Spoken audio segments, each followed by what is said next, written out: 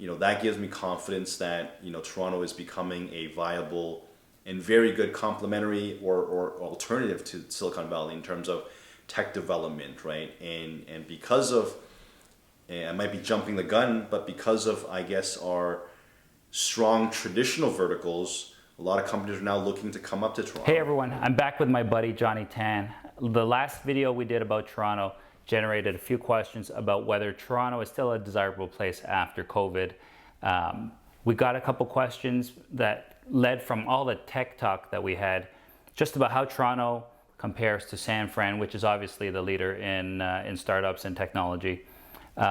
So Johnny was nice enough to do some research for us and to talk about this, because I guess it's a popular conversation that you're having in the office for the last couple of years. So how does Toronto stack up with San Fran? Because I remember when we were graduating, it was just brain drain, brain drain, brain drain. Even some of my own friends went down to San Francisco. Sure. But what is it like today? Well, first off, thank you, Ray, for having me again. It's a pleasure and honor again to be here. Myself, in my personal networks, I had really good feedback in our last video, so it was very nicely done. Thanks for making me look good. And happy to have this conversation again. And to answer your question, your friend that went to California in the early to mid 2000s, a lot of himself, his contemporaries, his peers, is experiencing what we call a boomerang effect, where they're now in their mid to late 30s, they're in middle management, or they're an executive level at one of the major tech companies, and they want to come home. They're Canadian, whether they're a U of T grad, a Waterloo grad, a UBC grad, a McGill grad. A lot of the highly qualified developers and talent out in California is from Canada. And what we're seeing actually, and we can source, it just came out, the prominent real estate brokerage, CBRE, does a lot of data set publishing. And their 2020 report on tech talent globally had California naturally as number one in terms of brain gain, new jobs, compared to graduates from that area at 52,000 net new jobs.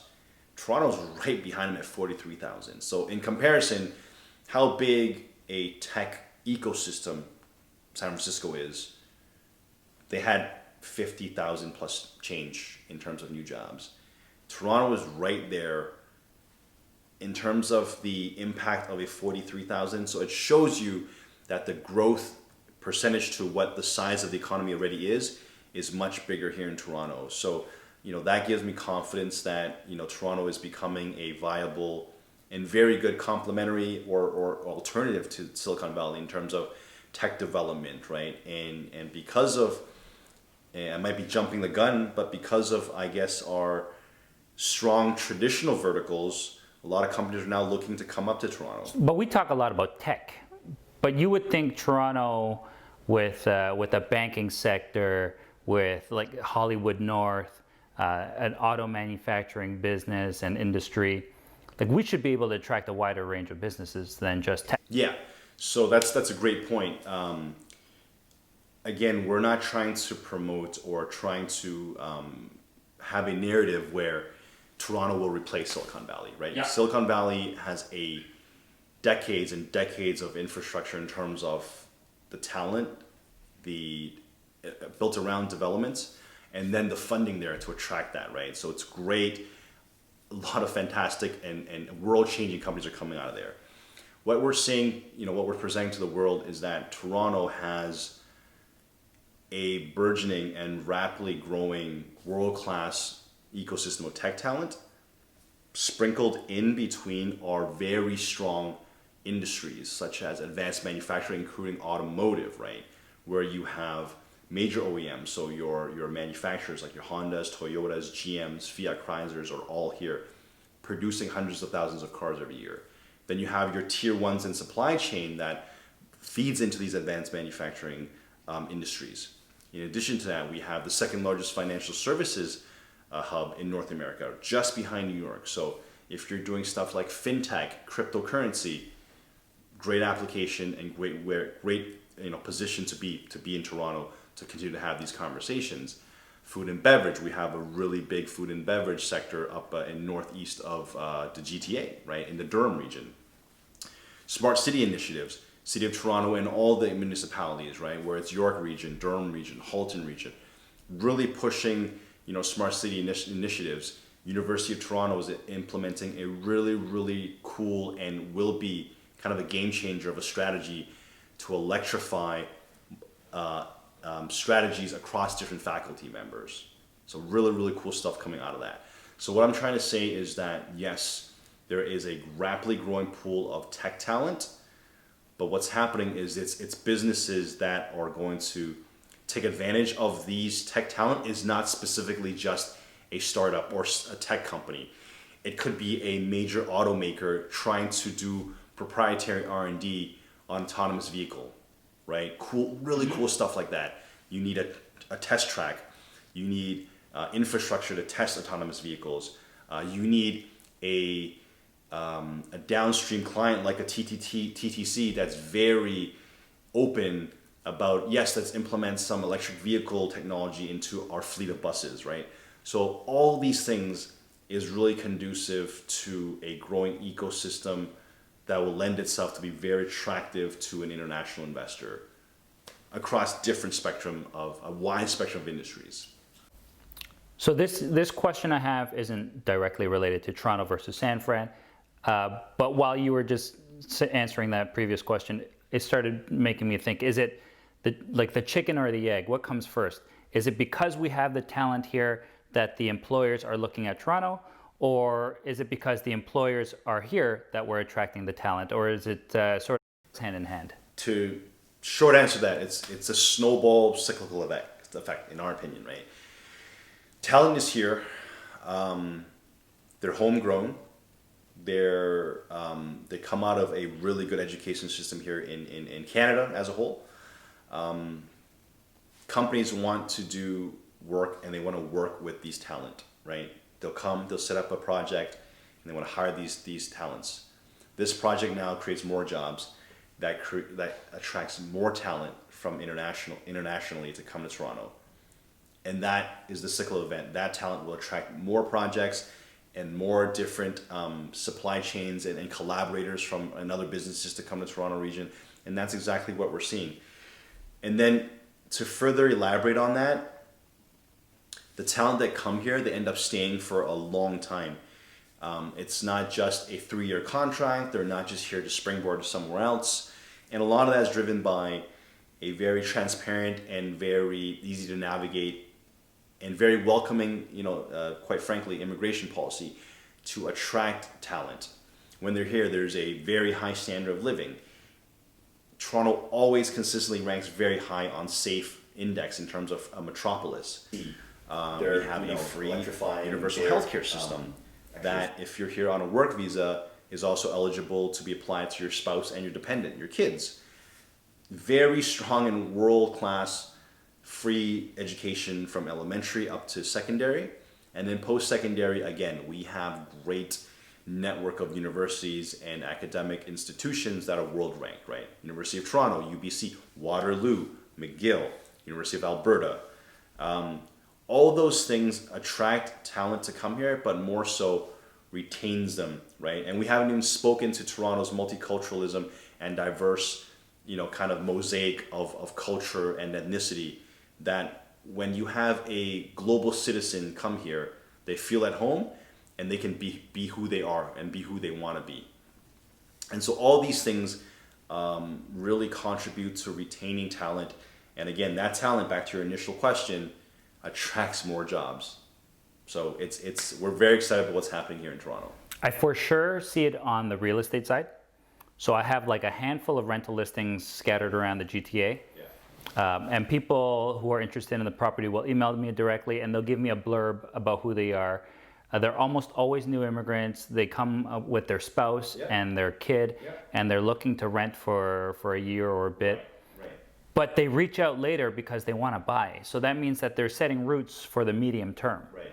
And I guess it speaks to Toronto just being a place where you can set roots, and it's not a transient destination where you stay for a bit and then leave on to greener pastures. So when you're with your colleagues and you're just chatting, do you guys ever discuss like the political uncertainty? I'll give you an example. Donald Trump gets elected to be president. he does a corporate tax cut. Joe Biden says that he's running for president, and if he gets elected, he's going to reverse some of that corporate tax cut. Like, does that ever impact the decision making that companies are having when they're discussing location? Absolutely, really good question. Absolutely, it does. As an investor, as a company, doing due diligence, having clarity on the business culture and business environment in a jurisdiction which you're looking to invest into is of highest importance to have clarity and have certainty. Mitigates risks. You want to make sure where your investment's going. You want to know where your bottom line is coming from, and you want to be able to project out cost estimations and potential return on investments, right?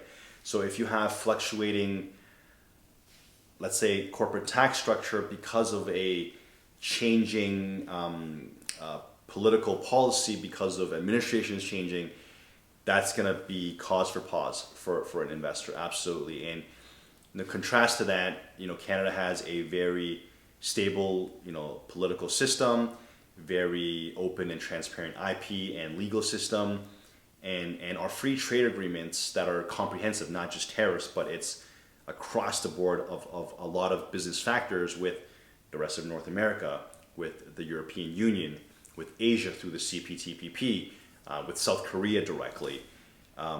All those things contribute to a transparent and stable business environment for companies to consider. And that's a big plus for them when they're looking at Canada and, of course, Toronto as a whole.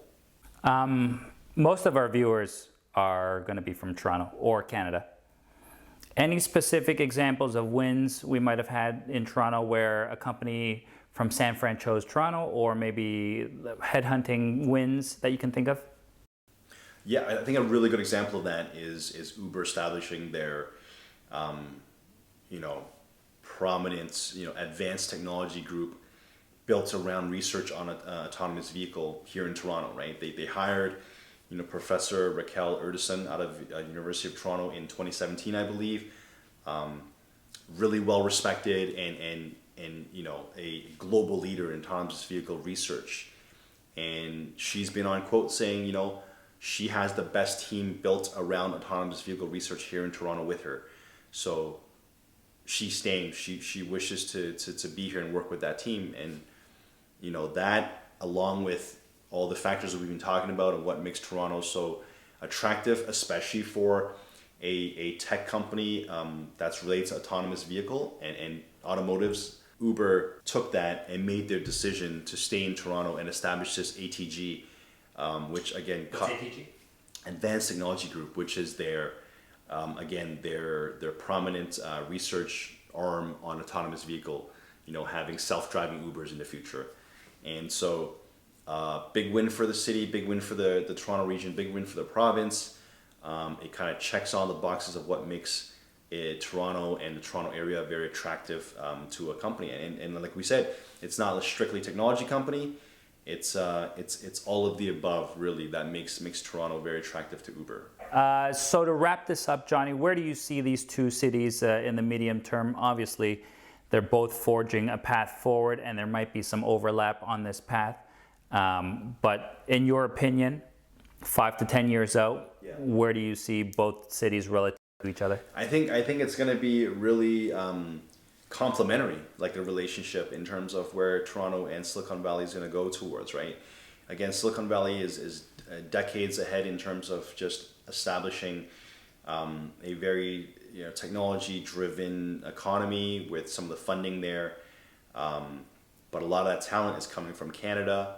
And so with that being said, the growing tech boom in Toronto, in addition to our very strong, stable, resilient economy built on traditional verticals like advanced manufacturing, like energy, like food and beverage, like financial services and financial industry as a whole, makes Toronto a very viable option for tech development jobs and future-proofing jobs and digitization jobs and innovation jobs for tech companies and non-tech companies alike to come and look at Toronto, right? So with that being said, I think it'll be, again, very complementary and collaborative in the approach of the two cities and the two economies. West Coast, East Coast, a lot of companies, California companies, are having secondary development offshoots and operations here in Toronto that are still doing really well in California, right? For, again, all the reasons that we stated above. And so I think it's very exciting times for us here in Toronto. And we're very happy to see the continued growth of not just the folks that are coming here to do those jobs, but the companies that are bringing the jobs here. And I think it's a win-win. I think we're in a really good spot right now. So the future is definitely very bright for the next 5, 10, 25 years. Some of the stuff you mentioned today was seriously eye-opening. Like, I had no clue Toronto was experiencing the level of brain gain that you mentioned early on with 43,000 jobs. This is just part one of a short series we want to do where we look at Toronto versus San Francisco to start, but then we want to compare Toronto to New York City, to Seattle, to Austin, maybe Denver. We want to do more of these in the future, and we hope, based on your feedback, that you're getting a lot of value out of it too. If you have questions, leave them in the comments. Johnny and I will try to touch on as many of those as we can. Anyways, thanks for watching, and I hope you got a lot of value out of it.